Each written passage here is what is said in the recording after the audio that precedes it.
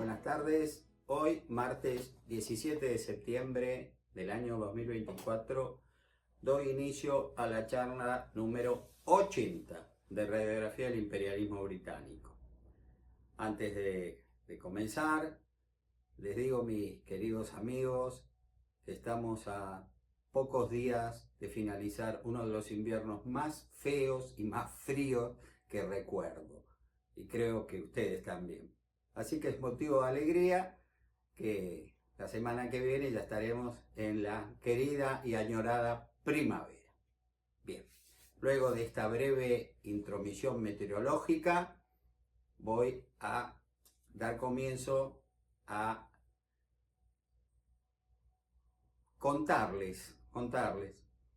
Para muchos de ustedes va a ser la primera vez que escuchen esto, lo que es vergonzoso que no se los haya instruidos en esta temática, las verdaderas hazañas que hizo el más grande marino de nuestra gloriosa armada, el almirante Guillermo Brown.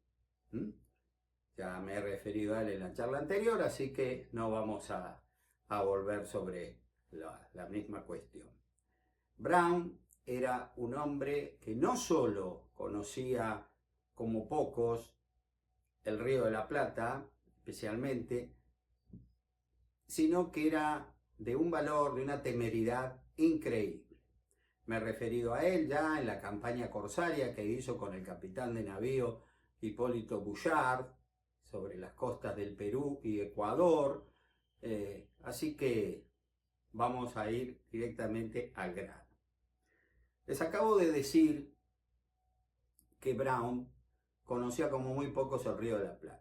El Río de la Plata tiene una particularidad. Es por lo general un río muy playo, un río muy bajo. Pero uno que va navegando, si no conoce, si no tiene esa visión especial, digamos, de dónde va navegando, puede encallar tranquilamente en un banco de arena. Bueno, hubo un célebre escritor norteamericano llamado Samuel Clemens, que fue capitán de un río muy famoso, el río más importante de los Estados Unidos de América, el Mississippi, y este hombre de simple grumete fue escalando posiciones hasta que en un momento llegó a ser capitán de una de esas naves del río Mississippi, esas que tienen esa rueda que va atrás o al costado, generalmente atrás. Y él, mientras estaba manejando, tomando el timón, conduciendo la nave, permanentemente esclavos negros iban tirando sondas, porque es tan bajito el Mississippi, que en cualquier momento uno puede encallar en un banco de arena y eso puede llevar hasta el hundimiento de la nave, o por lo menos, en caso de no producirse eso, quedar encallado varios días y perder dinero. El comercio, cuando una de sus particularidades, tiene que ser del punto A al punto B en determinado tiempo, no puede tardar uno muchísimo, ¿no es cierto? Entonces este hombre, como todos los capitanes, había un mensaje que enviaban estos negros que con sogas y plomos tiraban midiendo la profundidad de la nave, que lo mínimo que tenía que marcar la nave era 2 brazas, en inglés 2. Entonces estos negros, con una deformidad del idioma, ¿no? Como en un argot, ¿no es cierto?, en un lunfardo, diríamos nosotros acá en esta zona cercana a Buenos Aires, ellos repetían que marca 2, marca 2, marca 2, y si marca 2 la nave avanza. En inglés, en este inglés chapurreado por estos hombres de color, era Mark Twain, Mark Twain, Mark Twain. Ya habrán adivinado que me estoy refiriendo al gran escritor estadounidense Mark Twain, que tomó ese sonido como su seudónimo. Por Samuel Clemens seguramente muy pocos lo conozcan. Como Mark Twain muchísimos lo conocen. Libros como Mi vida en el Mississippi, Las aventuras de Tom Sawyer, hermoso. Y a la gente que tenga hijos chicos o nietos, por favor consigan el libro y léanselo. Sería una picardía que la joven generación no disfrutara de Mark Twain. Bien, Brown también leía el río, también mirando las aguas sabías dónde estaba lo profundo, dónde estaba lo playo, y eso era una ventaja impresionante. Los brasileños, las naves imperiales brasileñas, conducidas en su gran mayoría por capitanes británicos, tropas compradas, tropas alquiladas, mercenarios, no conocían eso. Entonces el río para ellos era un gran misterio. Siempre veían las aguas, pero no sabían si había profundidad o poca profundidad. Entonces era un albur. Brown, que sí sabía leer el río, se movió por sobre las aguas, bueno, se imaginan cómo, en forma fantástica. Eso fue una ventaja increíble para nosotros, que teníamos muchas menos naves que la Armada Imperial brasileña, que les recuerdo tenía 74 naves con 650 cañones de gran porte. Nosotros teníamos muchísimo menos. En la última charla yo les prometí que les iba a contar hoy por lo menos 2 ataques que generó el valiente, el gran Guillermo Brown. Yo hacia ese hombre tengo una admiración muy especial, y es así que mi segundo hijo se llama Guillermo, por él y por el, para mí, más grande escritor naturalista argentino, Guillermo Enrique Hudson. Así que en esas 2 figuras, yo, no sé, quise sintetizar un homenaje a ambos 2, y mi segundo hijo se llama Guillermo. Bueno, dejando de lado las historias familiares, pasemos a lo que nos convoca, la guerra contra Brasil. Apenas Brown es nombrado jefe de nuestra armada, él estaba retirado desde hacía 8 años, vivía en barracas, en La Boca más que nada, y olvidando, porque había sido juzgado, lo habían tratado duramente, olvidando todo porque era un gran hombre y primero estaba la patria, porque él así sentía a la República Argentina, se dispuso a atacar. Cuando, me imagino, los oficiales que lo rodeaban, la gente del gobierno, atacar a Brasil, por supuesto, dicen, no nos vamos a quedar acá, vamos a salir a atacarlo. Ellos no esperan eso, claro que no lo esperaban. Y ahí estuvo su gran ventaja, su audacia, su valentía. Una vez que en el barrio de La Boca, ahí en la Vuelta de Rocha, se mejoró, la nave ahora bautizada, la Comercio de Lima, bautizada 25 de mayo, se la preparó como nave guerrera. Se le pusieron los cañones, se le cambiaron algunas velas, en fin, se la preparó. Esta nave salió a encontrarse con el resto de la pequeña flota que teníamos en ese momento, que estaba compuesta por el bergantín Congreso Nacional, de 18 cañones, al mando del capitán Guillermo Roberto Mason. El bergantín República Argentina, con 12 cañones, comandada por el capitán Roberto Guillermo Beasley. El bergantín General Belgrano, comandado por el capitán Juan Bautista Azopardo. La goleta Sarandí, que va a tener una gran importancia en esta historia de las Malvinas, la goleta Sarandí, muchos años más tarde. Ahora solo le refiero a ese hecho. Esta tenía 9 cañones nada más. Y luego la goleta Pepa, un barco chiquitito que también tenía 9 cañones.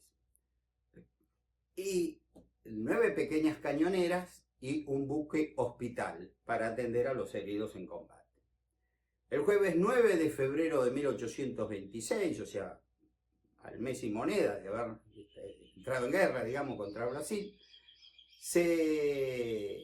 esta pequeña escuadra argentina se fue derecho nomás a enfrentar a la flota sitiadora del imperio. Y así, que eran 14 naves, ojo, ¿no? Y así se combatió contra las corbetas Itaparica, Liberal, el Pijara, la 29 de agosto, el Real Pedro, Río de la Plata, el Caboclo, Doña Juanaria, Pará, Conceizao, Libertad do Sul y las cañoneras Leal Paulistana y la Montevideana. Es decir, no, me expresé mal, no se combatió, se fue sobre ella, ¿no es cierto? La 25 de mayo, que era una nave muy marinera, como Brown apenas la vio, digo, esta nave me gusta, esta nos va a servir, desplegó todo su velamen para salir a su encuentro y le fue sacando ventaja al resto de nuestra flota. Y así que de pronto se encontró cerca del Itaparica y la Liberal, que navegaban a la vanguardia de la escuadra enemiga. Y luego se le unieron las restantes. Los vientos favorables fueron cesando hasta transformarse en una débil brisa. Eso era algo que nadie podía prever. Y las naves en esa época funcionaban a viento, digamos. Si no hay viento, ya está muerto, ¿no? O sea, quedás varado. Entonces, la fragata 25 de mayo, solamente auxiliada por el bergantín Congreso Nacional, debió soportar por más de una hora el ataque, ellos dos solos, de toda esa flota enemiga que acabo de contarles, que reunían 150 piezas de artillería. De a poco, el resto de nuestras naves se fue aproximando, porque volvió el viento, al lugar del combate, pero no participaron activamente del mismo, pues el enfrentamiento se fue desplazando hacia el banco sur, ubicado en las cercanías de la ciudad de Buenos Aires, y cuando el viento determinó que el coronel de marina, Guillermo Brown, a las 11 horas, pudo internarse al centro del Río de la Plata, ¿no es cierto? Salió de ese atolladero que por la falta de viento se había colocado. Esto se denomina el combate de Punta Colares. Me olvidé de decirlo, pido disculpas. 2 horas más tarde, y a la vista de Colonia del Sacramento, Brown en fila para Colonia del Sacramento, el viento comenzó a soplar del cuadrante norte-noreste y volvió a restablecerse el combate. Pues si bien Brown les había sacado una distancia significativa a los brasileños y podía retornar a Buenos Aires sin combatir, eso no estaba en su ADN. No, nosotros estamos en guerra y la guerra se hace luchando. Así que volvió a enfrentar, numéricamente estaba solo, con la Congreso Nacional, digamos, a los brasileños. Y esto ya al verlo, al ver esa nave, que yo, por su servicio de espionaje, sabían que ahí al mando estaba Brown. Y ya le empezaron a tener respeto, empezaron a tener temor, porque se daban cuenta que era un gran marino, y un marino muy valiente. Entonces, luego de una hora de combate, más o menos a las 3:30 de la tarde, la 25 de mayo, luego de anticipar un movimiento que iba a ser la flota enemiga, viró y comenzó a alejarse sorpresivamente de sus atacantes, porque verdaderamente había sufrido varios daños significativos y necesitaba rearmarse. Fundamentalmente le estaban faltando balas de cañón, ¿no es cierto? Los comandantes de nuestra escuadra, que a esa hora estaba tendida en una línea sur-sureste, no observaron la señal del buque insignia y por eso al girar Guillermo Brown, ellos quedaron, digamos, desairados, quedaron a sotavento, ¿no? Entonces, de ese modo, ¿no?, dice un parte de la época, luchando con enorme dificultad para cambiar el frente y formar la segunda línea en nueva dirección, quedando en el siguiente orden. Fragata 25 de mayo, por su popa el Congreso Nacional, y entre ambos la goleta Sarandí, por proa de la misma el Belgrano, y por la de el República, atrás, a distancia, el Balcarce, las cañoneras y el buque Hospital. A las 17 horas, nuestra escuadra comenzó a retirarse con rumbo suroeste, pues era intención de Brown atraer a las naves brasileñas de mayor calado hacia los bancos de arena del río, para que encallaran, ¿no es cierto? Vuelvo a repetir, si no sabes leer el Río de la Plata, podés encallar en cualquier momento. Eso es lo que Brown buscaba de los capitanes británicos que comandaban las naves imperiales brasileñas. Y de esa manera él se va escapando, se va poniendo como señuelo, tratando de que lo persigan y que encallen, ¿no es cierto? De esa manera cesa el combate. Pero esto duró más o menos una hora, porque a eso de las 6 de la tarde, y si bien había mucha luz, porque estábamos en verano, en febrero de 1826, los brasileños dijeron, no, dejémoslo.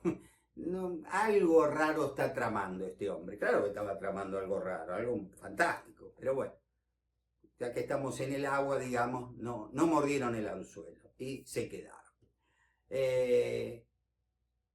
El bergantín 29 de agosto divisó las cañoneras y se dirigió contra ellas, muriendo en ese combate su capitán, el teniente John Rogers Gledon, que era británico. Al llegar a Buenos Aires, Guillermo Brown criticó duramente a los comandantes Azopardo, Beasley, Mason y Warnes, pues consideró que habían eludido el combate al permanecer voluntariamente lejos de la acción. Como consecuencia de ese informe tan duro que elevó a la comandante general de Marina, coronel Matías Zapiola, no sé si se acuerdan de este nombre, Matías Zapiola, fue granadero, fue comandante de granadero, vino con San Martín, con el general San Martín, en 1812 a nuestra patria, pero en 1817, luego de la batalla de Chacabuco y estar un tiempo en Chile, volvió a Buenos Aires porque a él en el fondo lo que le tiraba era el mar. Él era un hombre, era un marino, ¿no? Marino, como diciendo, bueno, ya luché en tierra, ahora quiero luchar en mar. El futuro almirante Zapiola fue un hombre que permaneció al mando de la Armada, pero durante muchísimos años. Y fue un gran patriota, verdaderamente lo fue. Entonces, ante el pedido de Brown, se va a hacer un consejo de guerra que inició sus sesiones el 16 de agosto de 1826 y si bien se dijo que los imputados habían luchado con los cánones del valor que se esperaba de un comandante, el tribunal libró a los 4 de culpa, considerando que habían actuado apropiadamente, pues su demora de entrar en combate había sido producto de la mayor velocidad de la nave insignia, la 25 de mayo, no pudiendo destruir o capturar ningún buque enemigo, y ello se debió a la falta de habilidad de algunos comandantes que nunca habían visto acción, o sea que nunca habían combatido. Los mandos le respondieron que fue un exceso de prudencia ser el culpable de tan pobre resultado, pues no atacó como era debido pese a la superioridad de medios. Brown quedó muy molesto con este fallo, pero bueno, por supuesto lo tuvo que acatar. El ataque a Colonia del Sacramento. El ataque que recién les he comentado, el de Punta Colares, demostró el valor de Brown, afuera de toda duda. Buenos Aires lo empezó a conocer, a avivar, porque era un héroe que lo podían ver. A un San Martín, las hazañas que él hizo, cruzar los Andes, liberar Chile, liberar Perú, fue algo de tanta distancia que era como si nosotros viéramos una película. Pero a Brown de pronto se lo podían cruzar en la calle, y como era una persona muy apuesta, muy simpática, verdaderamente poco a poco se va a ir transformando en el héroe de Buenos Aires, y eso les aseguro que a él le gustó mucho, disfrutó de ese reconocimiento, bien merecido por cierto, por favor, bien merecido por cierto. Enterado por el servicio, sus espías, por el servicio de inteligencia, que Colonia, en el puerto de Colonia de Sacramento, actualmente una querida ciudad en la República Oriental del Uruguay, que había fondeados en ese puerto los bergantines Real Pedro y Pará y las goletas Libertad del Sur y Concepción. Brown dijo, vamos a atacarlos. Entonces más de uno dijo, pero ¿cómo? ¿Terminamos? recién de ir a pelear con los brasileños, y no fue más o menos, ¿no? No fue una derrota, tampoco fue una victoria. Podríamos calificarlo tipo empate. Y dijo, bueno, por eso tenemos que atacar, porque nadie nos espera ahora. Colonia del Sacramento estaba muy bien defendida, las murallas bien artilladas. Era impensado que los argentinos pudieran intentar algo sobre Colonia. Claro, eso era lo lógico. Los capitanes brasileños que pensaban así tenían toda la razón, pero no se dieron cuenta de un pequeño gran detalle. Nuestro comandante se llamaba Guillermo Brown, y eso me releva de todo comentario. ¿Qué hizo entonces a los pocos días del combate de Punta Colares? Alistó a la 25 de mayo, los bergantines Congreso Nacional, General Belgrano, República Argentina, General Balcarce, la goleta Sarandí, siendo su plan atacar, ¿no?, por mar y tierra, es decir, nosotros vamos a atacar el puerto por el Río de la Plata, se dice mar y tierra, pero es el Río de la Plata, y las fuerzas sitiadoras terrestres nuestras van a atacar Colonia, digamos, por el otro lado. O sea, ellos van a quedar como un movimiento de pinzas, ¿no? Al mediodía del sábado 25 de febrero de 1826, al mando de Guillermo Brown, apareció en el sur del puerto de Colonia, que habían sido tomados por sorpresa,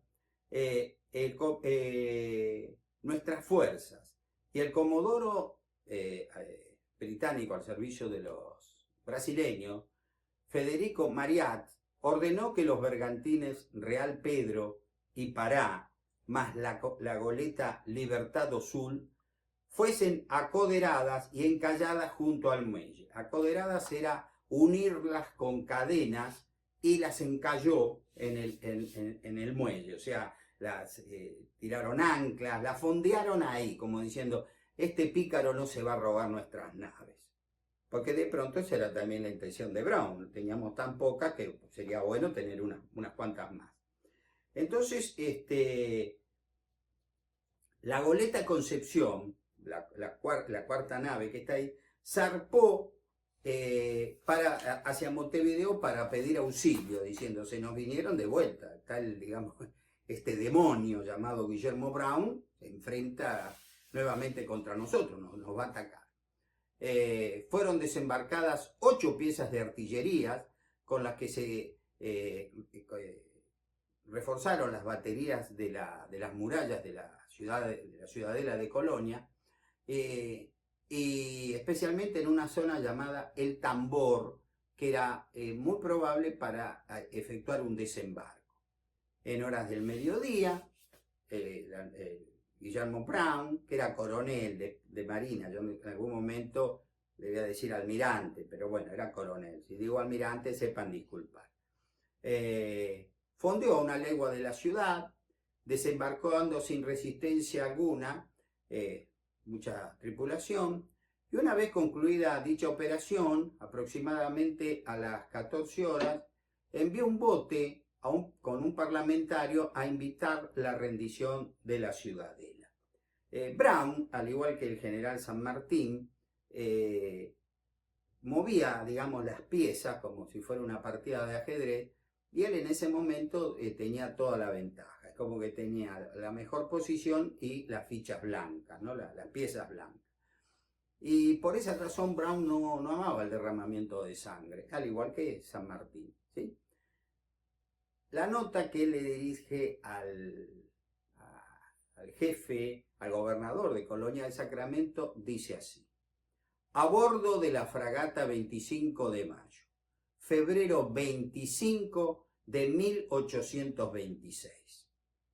El general en jefe de la escuadra de la República Argentina, a nombre de su gobierno, intima al señor gobernador de la Colonia del Sacramento la entrega con las fuerzas marítimas surtas en este puerto en el perentorio término de 24 horas, previniendo al señor gobernador que, en caso afirmativo, serán respetadas todas las propiedades existentes en la plaza y no se incendiará la población ni las embarcaciones.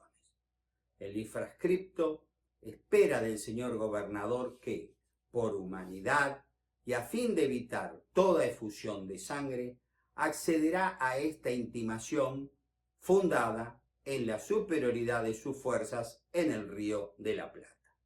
Sin otro motivo, saluda al señor gobernador con toda consideración, Guillermo Brown. Nota dirigida al excelentísimo señor gobernador de la Colonia del Sacramento.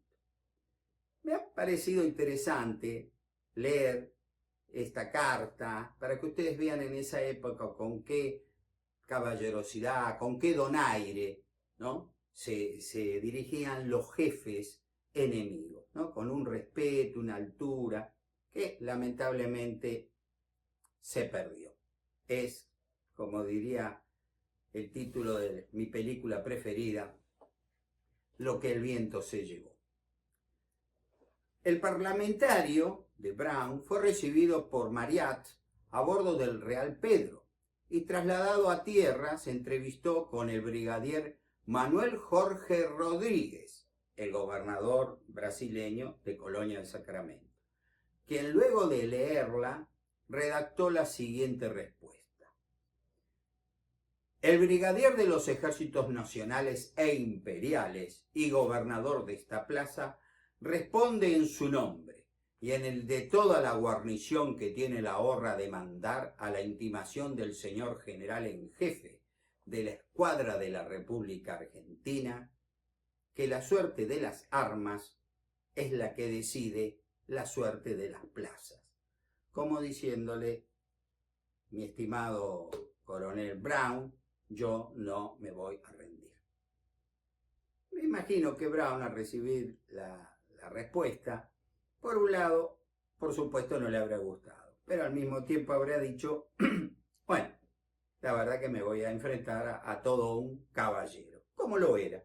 No hay por qué decir algo en desmedro de este alto oficial brasileño.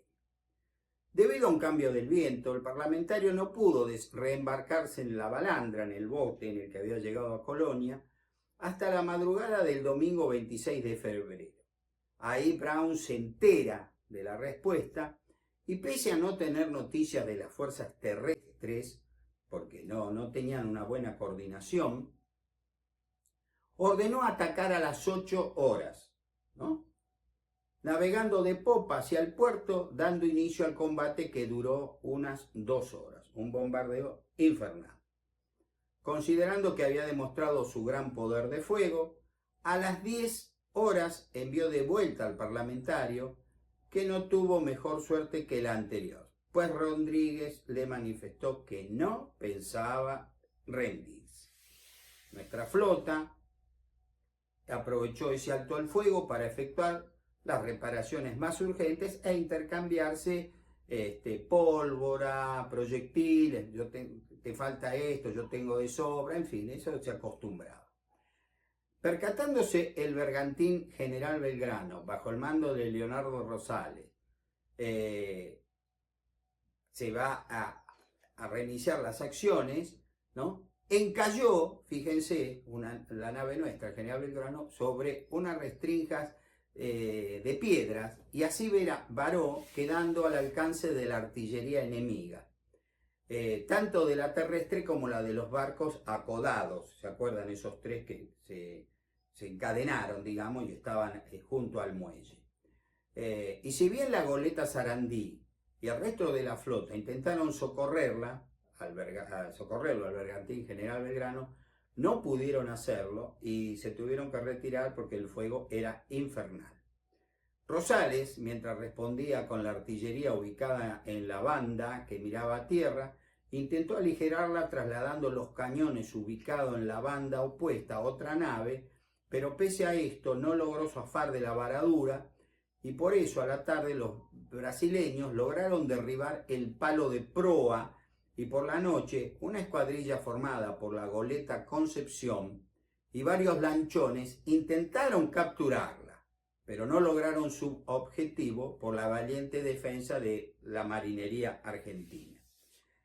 Al ver que no había cumplido, no había logrado su objetivo, la Concepción puso proa a Montevideo para pedir auxilio, pero fue descubierta por la goleta Sarandí y esta inició su persecución, pero como no tenía el conocimiento que yo ya les expliqué, no sabía leer el río, lamentablemente nuestra nave encalla en la arena.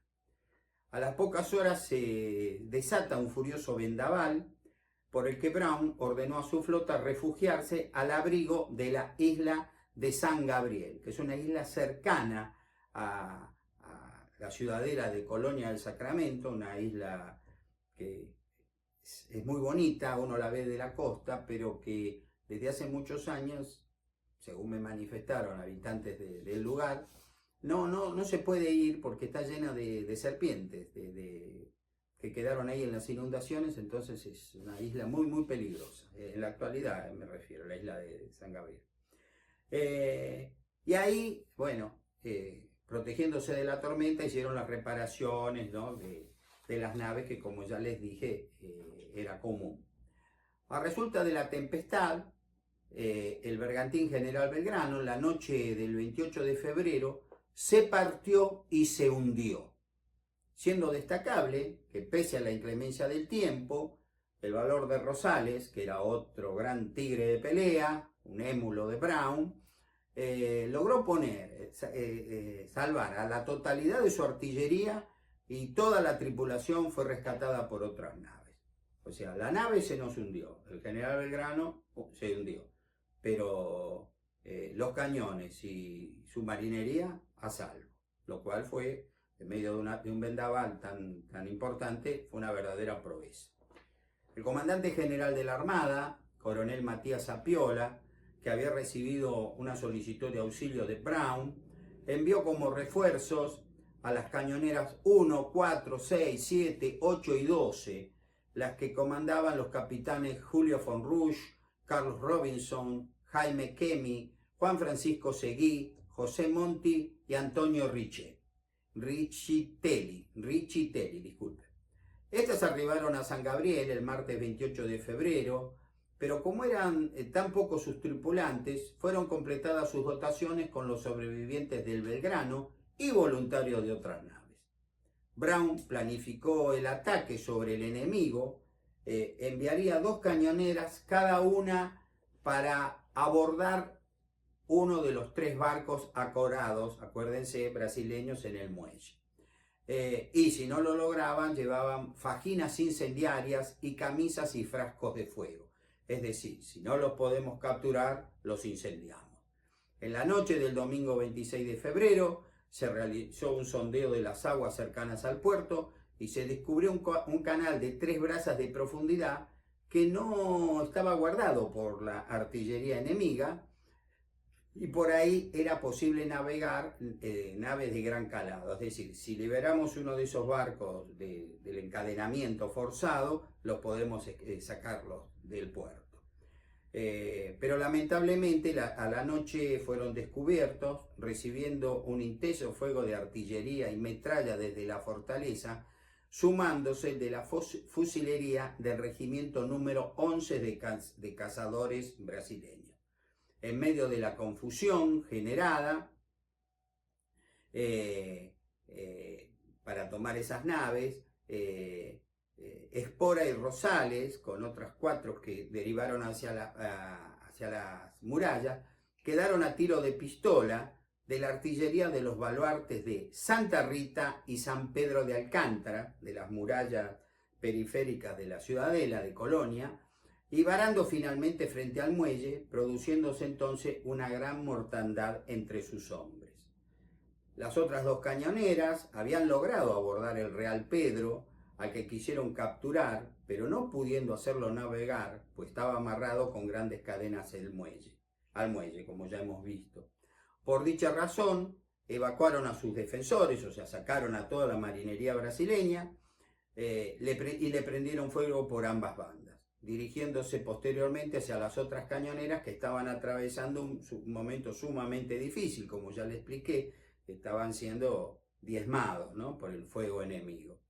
Y al fin, bueno, los socorrieron únicamente a la cañonera número 8 y a remolque se retiraron, mientras que las 4, 6 y 7 debieron rendirse. No pudieron salir.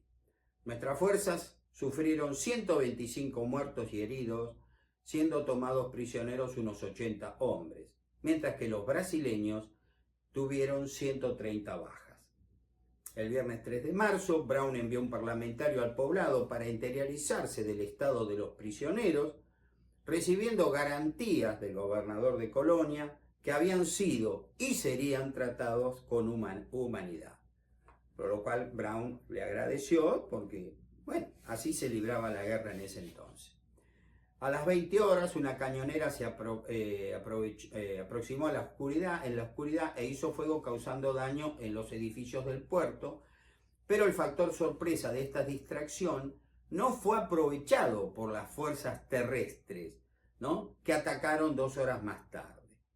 El sábado 4 de marzo ingresaron al puerto de esa ciudad naves brasileñas con pólvora, y al avistarse 2 días más tarde una flota brasileña muy poderosa integrada por las corbetas Itaparica, Liberal, Maceió, los bergatines Caboclo, Januaria y Río da Prata, las goletas Alcántara y Concepción, Brown dijo, bueno, hasta acá llegamos, porque no tenía con qué enfrentarlo. Para peor, se detectó que formaba parte de esa flota la Emperatriz, la famosa fragata Emperatriz, que, bueno, era el desvelo de Brown, ¿no? La quería hundir si no la podía capturar. La cuestión es que hubo descoordinación entre la flota de Brown y las tropas terrestres, por eso el ataque a Colonia del Sacramento no terminó en victoria. Saldo negativo argentino de este ataque: hubo oficiales que no estuvieron a la altura del mismo, pero sí hubo pequeños halcones que habían mostrado sus garras, sus uñas, como Rosales y Espora, y lamentablemente se debía contabilizar que hubo 52 muertos, 73 heridos y 80 prisioneros, aparte del hundimiento del general Belgrano. El saldo positivo para los argentinos era que estábamos dispuestos a ir hasta el mismo infierno para enfrentar a los imperialistas, y eso, como saldo negativo brasileño, causó pánico, tuvieron pánico, ¿no? Diciendo, estos no son marinos, son demonios, ¿no? Pelean con un valor que ellos no lo esperaban. Por eso, vuelvo a repetir, si bien la derrota del ataque de Colonia del Sacramento no se puede negar, fue una derrota que, por Dios, qué derrota, ¿no? Y por otra parte, para los brasileños fue una victoria pírrica, es decir, ganaron, pero no les sirvió de nada, ¿no? Ellos retuvieron Colonia, pero se dieron cuenta de que estaban enfrentando a un hombre, Guillermo Brown, y a un grupo de marinos, la mayoría estaban a su nivel, que verdaderamente eran de temer. Mis queridos amigos, con esto doy fin a la charla número 80, y si Dios quiere, los veré el próximo martes, ya en primavera, el martes 24 de septiembre. Como siempre, han sido ustedes muy amables y agradezco todos los mensajes que me hacen llegar, que trato de sacar lo bueno para mejorar. Muy buenas tardes.